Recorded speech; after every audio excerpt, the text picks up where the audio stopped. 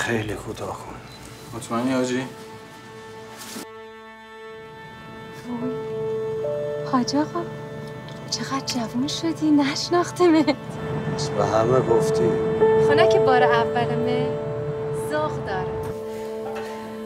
چیکار داری میکنی؟ بعد این همه سال که سیغش بیدم تازه عقدم کرده. شما؟ من زنشم. جان؟ من مادر بچه‌شم. به فکر پول نیستی، به فکر ثوابش باش. منم حلالشم. موبایل چرا خاموش بود؟ عاطفه بسته. این پولش باید نقد باشه ها.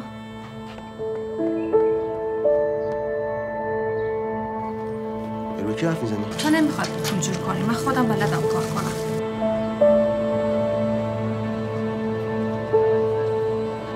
چرا اینجوری میکنی؟ چرا اینجوری؟ ای بشکنه دستش بی صابون. بذار کفشاتو ببوسم.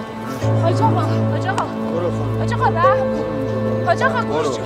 خانم یادتون باشه این شماره رو من به شما ندادم. خدا سرت نگذره. این حاجی کمه دیده، خدا